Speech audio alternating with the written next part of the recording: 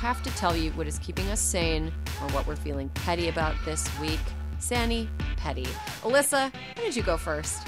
You guys, I'm feeling a little petty, and I'm waiting for icons and text chat messages to pop up from our producer, Caroline, because, guys, I had never watched Homeland before, and I started binging it last week. And, guys, what the fuck? What has everybody been talking about? This show is crazy. It's bonkers. Caroline hates this already. Now, look, I appreciate Carrie is always right. I'm up to season 4. Carrie is always right. However, I am tired, whether it's Emily in Paris or Homeland, of watching people continue to make bad decisions. Bad decision after bad decision. It stresses me out. I'm still watching the show. I'm keeping an open mind. Caroline has told me everything that's good about this show, but I'm just saying right now, the only person I give a shit about is Saul. Saul. Yeah, we have to protect Saul. Listen, in my opinion, the first 2 seasons were good, and after that, it goes completely off the fucking rails, that show. That is, why is everyone so miserable? Why do we have to spend so much time on the daughter? I get why she's a disaster, but do I have to be involved in it? Oh, the daughter's the worst. She's maybe one of the most hated television characters. She's one of the most hated television characters. Like, season 1 daughter. Up! Shut up! Do you know how I feel like a lot about, and Caroline says season 4 redeems. I just started it last night, okay? And Caroline, I started it and I was like, you know what? I'm a little sleepy. I'm going to pause and pick it up tomorrow so I start on a totally fresh note. But I'm just saying, there's a lot wrong with this show. But what do you mean season 1 daughter? Is there a season 2 daughter? Well, the story just changes. And so, like, we're not on that family anymore. But, like... okay. Yeah, but like, the daughter is... I was thinking the other day, I saw such an annoying character, and my husband and I were like, she rivals season 1 Homeland daughter. Like, we were talking about her. Like, she's one of the worst characters. Like, but I am open-minded, and I'm going to see where it goes, and... Season 1 was very interesting, and I enjoyed it, but I'm just saying, oh my God, this show went on for a long time.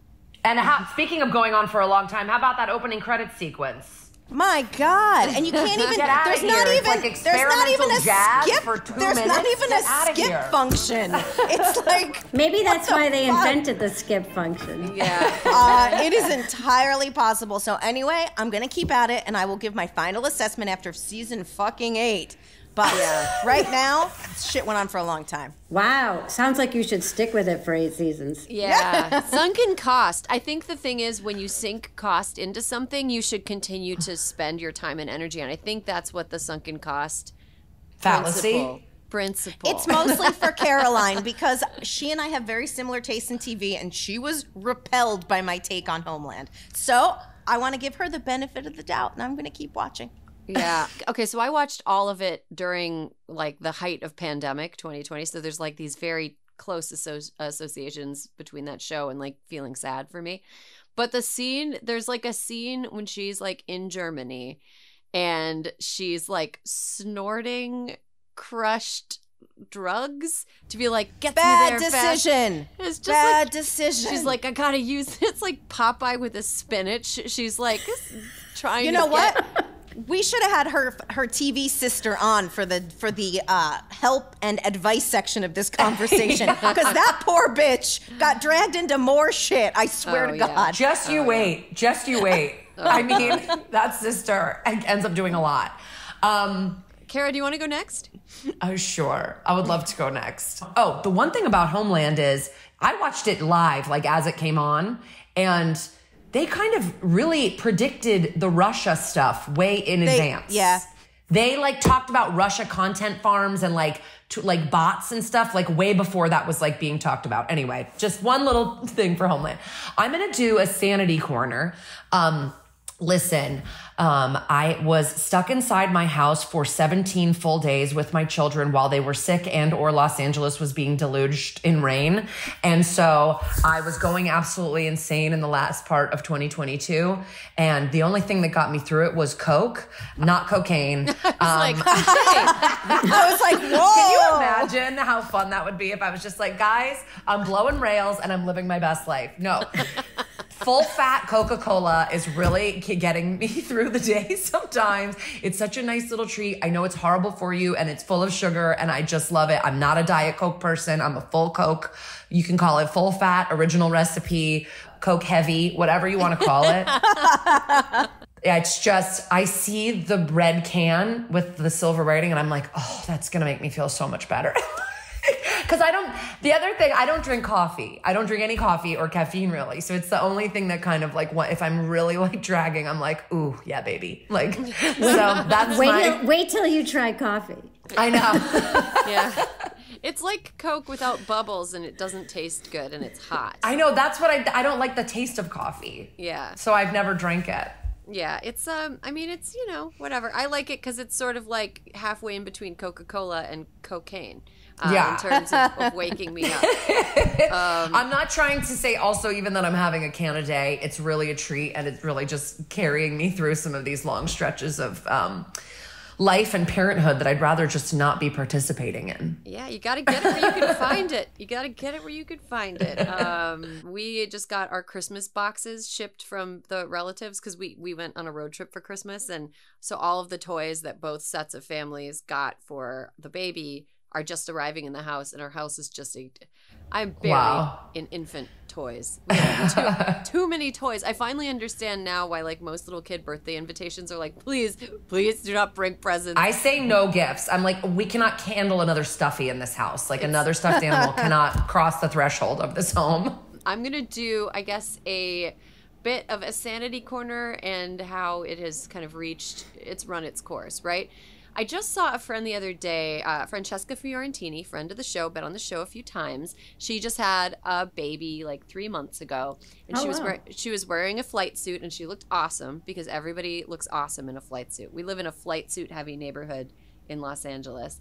And, I was like, you look great. This is such a cool outfit. She's like, I know, it's less to think about. We're so lucky to be moms in a time of flight suits. And I completely agree. It's like the mom uniform of like, cool moms, and it looks cool, but it's also like less work than actually picking out an outfit because it's one item of clothing. I thought that maybe the flight suits thing could extend to overalls. Like, can I wear an overall? Because you see moms wearing overalls in where I live. A lot of moms, a lot of overalls. Can I do it? The answer is no. I look like Miss Rachel when I wear like full overalls. Miss Rachel, if you don't have kids or you're not around kids, is an early childhood educator who makes these videos on YouTube that are aimed at very young kids. And she uses this voice that an early childhood educator would use. Can you say mama? Anyway, she wears overalls all the time. And when I put overalls on, I look like Miss Rachel. And so that is the limit of the like coverall flight suit aesthetic that has brought me so much joy and satisfaction in the haze of the first, year plus of parenting. Overalls are my limit. And that is, it's a little bit of a shame. I know. I wish I could pull off overalls, but I do look like Miss Rachel, and this is where I tap out. Other people look fine in them. I just can't do it. No, wait. Can I suggest, though, that I think you would look good in, like, one of those blousey linen overalls that are, like, at a store that begins with a D near where we live. I think you probably know what I'm talking about. I do. And, like, that whole vibe, I think you could pull off. Let's maybe not close the door. I think on, like, a Carhartt overall, we cannot do that. But I think let's not close the door on a blousey linen overall. Okay, like where you wear a tank top underneath and like it's I for have the summer. those. I have all kinds of I mean? overalls, and I'll say the blousey linen is a totally different vibe. It's a different ball game. Okay, well, Kara, when you're back in town and you're free, and none of our families are ill, we will go together and put together a montage of me trying on blousey linen overalls in the store that starts with No, D. I think you need to ask Crooked if you can take over the live for the day, and we're gonna that'll just be the whole thing. Get this mom a pair of overalls. Michaela. Shop. Michaela, what is Sanity Corner or I Feel Petty today? I think this is a petty, although could be a sanity if you do it right. Guys, this just in. Sorry, I'm really hyping this up. We've been lied to by the American corporate chocolate makers. I am in Great Britain right now, and I'm eating chocolate that you buy at their version of a 7-Eleven. And it is truly the most exquisite, delightful, prepackaged, mass-produced chocolate I've ever had in my life. This is chocolate. We don't have chocolate in the United States. When you eat an M&M or a Hershey's or a Nestle or any kind of Halloween candy, we're eating bullshit. We're eating plastic, melted brown candle wax. I don't know. What the hell are we eating? We're not eating chocolate. I know that. We are not eating chocolate. The Cadburys that I know are a British brand that you can buy in the United States are not even, they're made in the United States, and they're also shitty. Oh no, What? my mini eggs? My Cadbury mini eggs? I love a mini egg. They're BS. If you have a Cadbury cream egg, which is something that I used to love, and then all of a sudden I was like, oh, when did these become gross? Because they became gross. I didn't outgrow them. They became gross. Not my, ability to, not my ability to eat crappy candy.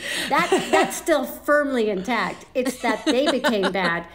When you come to England and you eat the Cadbury cream eggs here, it's a whole other experience. Wow. I am the so Cadbury desperate flake. for a real Cadbury cream egg. You're making me, because they have gotten gross.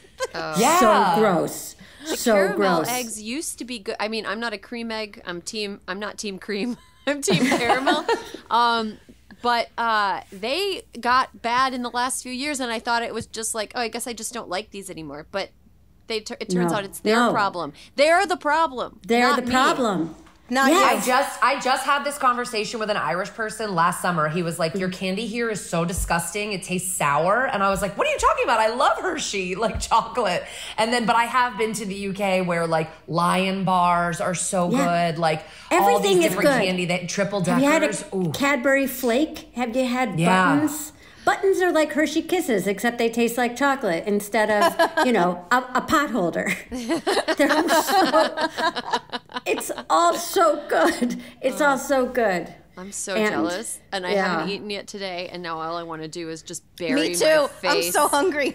in some chocolate. What can Just I go Instacart? online and import some chocolate. I'll send you some. Guys, now I know what I'm... Okay, You know, All right. I'm doing this right now. Alyssa is literally, this is classic Alyssa Mastromonaco move. Like, as we're on the pod, she's like, I'm arranging a delivery of delicious chocolate. But to make me sure and everyone. it's manufactured in England and not in the I United just States. Googled British chocolate. Don't worry about me. I'm on it. Okay, You but can also get it. I think some stores will sell like British candy. No.